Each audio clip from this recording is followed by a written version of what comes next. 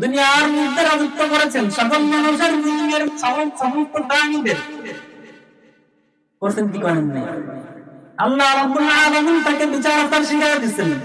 দাউদ আলাইহিস সালামকে শিখিয়ে দিয়েছেন।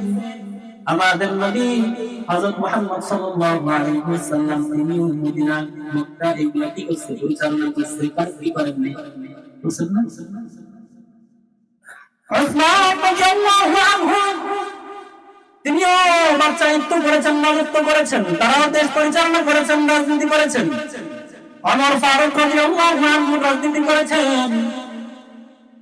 রাজনীতি আপনারা বাংলা শব্দ জানেন কি? জানেন বাংলা শব্দ? আপনি থেকে রাজনীতিকে আপনি কি করেন? ভিতরে কি রাজনীতি বাংলায় লেখা থাকবে নাকি? বলেন, বাংলায় লেখা থাকবে রাজনীতি?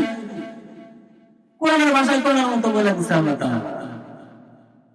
আল্লাহ তাআলা বিচার আচার করতে বলছেন সুলাইমানকে, প্রত্যেক পয়গম্বরকে। তারা তাদের কওমকে জানাইছে কিভাবে? তুমি বিচার আচার নাই শিখতে।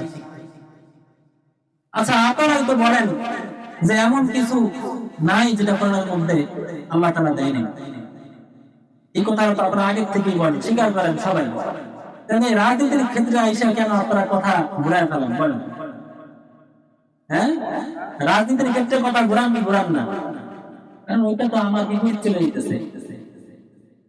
দুনিয়ার পাগল সবাই, দুনিয়ার একটা কুরসির জন্য, একটা চেয়ারের জন্য পাগল, একটা চেয়ারের জন্য হাজার হাজার আলেমদেরকে হত্যা, একটা চেয়ারের জন্য সাধারণ মানুষের উপর জুলুম অত্যাচার, একটা চেয়ারের জন্য এখনো জেলখানায় কত আলেমরা এখনো ঢুকতেছে একটা চেয়ারের জন্য। তাহলে আপনি কি রাজনীতি করার জন্য নামতেছেন? কোরআন হাদিস অনুযায়ী আপনি নামতেছেন কিসের জন্য? চেয়ারের জন্য নামতেছেন। আপনার অন্তরের মধ্যে যখন এই চিন্তাটা আসবে, আমার চেয়ার দরকার, ক্ষমতা দরকার, তাহলে আপনি রাজনীতি বুঝেন না। কি বুঝেন না? আপনি রাজনীতি বুঝেন না। রাজনীতি আমি বুঝি, আমার মতো ছোট মানুষ বুঝে, আপনি বুঝেন না। আপনি রাজনীতি বুঝেন না। আপনার দরকার হলো কোরআন হাদিস। কোরআন হাদিস আপনি আপনাকে পরিচালিত করে দিবেন, আপনি দেশটাকে চালাইতে পারেন।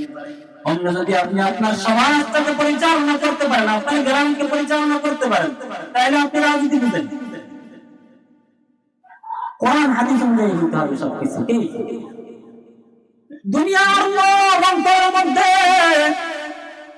যারা দুনিয়ার লোক অন্তরের মধ্যে রাখে, আল্লাহ রাব্বুল আলামিন বলেন আখিরাতা